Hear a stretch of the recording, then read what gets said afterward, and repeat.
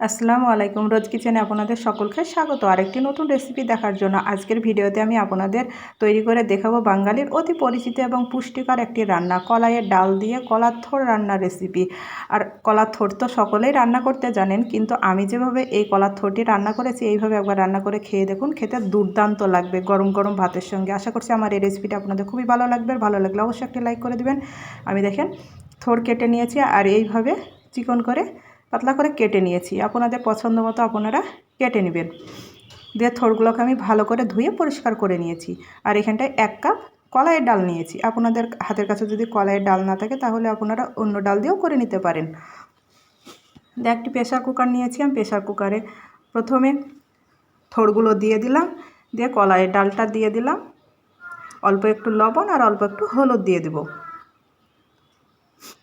দেখেন অল্প হলুদ আর লবণটা দিয়ে দিলাম, দিয়ে পানি দিয়ে দিলাম। 3 থেকে 4টি সিটি মেরে নিব। দেখেন আমি সিদ্ধ করে নিয়েছি। আর দেখেন কত সুন্দরভাবে সিদ্ধ হয়ে গিয়েছে। আর ডালটা আমার একটু গলে গিয়েছিল, আপনারা একটু সিটিটা কম করে মেরে নেবেন। চুলাতে একটি কড়াই বসিয়ে দিয়েছি, দিয়ে পরিমাণ মতো সরিষার তেল দিয়ে দিলাম। তেলটা গরম হয়ে আসলে 1/2 টিস্পুন পাঁচফোড়ন দিয়ে দিলাম। পাঁচফোড়নটা ফুটে উঠলে মিডিয়াম সাইজের একটি পেঁয়াজ কুচি করে দিয়ে দিলাম। হ্যাঁ, আর আপনারা যদি নিরামিষ খেতে চান তাহলে পেঁয়াজ রসুনটা বাদ দিবেন। আর এখানটা একটি রসুন থেতো করে দিয়ে দিলাম। দিয়ে কিছুক্ষণ পেঁয়াজটাকে ভেজে নিব। আশা করছি আমার এই সহজ রান্নার রেসিপিটি আপনাদের খুবই ভালো লাগবে। আর ভালো লাগলে অবশ্যই একটি লাইক করে কমেন্ট করবেন।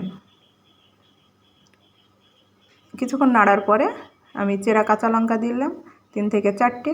ঝালটা আপনাদের পছন্দ মতো দিয়ে নেবেন। আমি এখানটা কাঁচা লঙ্কা 3 থেকে 4টে দিলাম। পরবর্তী সময় আমি গুঁড়ো লঙ্কা ব্যবহার করব। দিয়ে 1 টেবিল চামচ আদা বাটা দিয়ে দিলাম।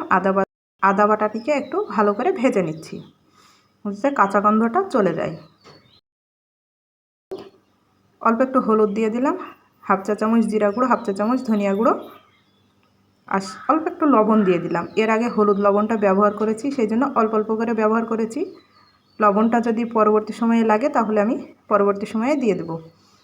আর এখানটায় 1 চা চামচ লঙ্কা গুঁড়ো দিয়ে দিলাম। অল্প একটু পানি দিয়ে মশলাটাকে ভালো করে কষিয়ে নিব। দেখেন মশলাটাকে এইভাবে কষিয়ে নিচ্ছি। আপনারা তো থোড় রান্না অনেক ধরনের খেয়েছেন, কিন্তু এইভাবে একবার কলাইয়ের ডাল দিয়ে থোড়টি রান্না করে খেয়ে দেখুন, গরম ভাত রুটির সঙ্গে দুর্দান্ত লাগবে। দেখেন মশলাটা আমার কষানো হয়ে গিয়েছে। সিদ্ধ করা কলাইয়ের ডাল আর থোড়টা দিয়ে দিলাম। দিয়ে এইভাবে আমি কিছুক্ষণ রান্না করে নিব। দেখেন কতটা সুন্দর লাগছে। রান্নাটি প্রায় আমার শেষের দিকে। এই পর্যায়ে 1/2 চা চামচ গরম মশলা গুঁড়ো দিয়ে দিলাম আর 1 টেবিল চামচ ঘি দিয়ে দিলাম। ঘিটা আপনারা কম বেশি করে নিতে পারেন, আর না খেলে নাও দিতে পারেন, কিন্তু ঘিটা দিলে এই থোড় ডালটা খেতে কিন্তু অসাধারণ লাগে। দিয়ে আবারও একটু নেড়ে নিলাম, দিয়ে চুলার আঁচটাকে বন্ধ করে কিছুক্ষণ রেখে দেব।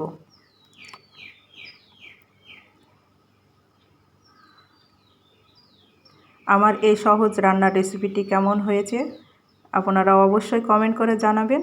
আর আমার চ্যানেলে নতুন বন্ধু হয়ে থাকলে চ্যানেলটিকে সাবস্ক্রাইব করে দিবেন, আর পাশে থাকা বেল আইকনটা অন করে রাখবেন। যখনই নতুন ভিডিও দেবো সবার আগে আপনাদের কাছে নোটিফিকেশানটা পৌঁছে যাবে।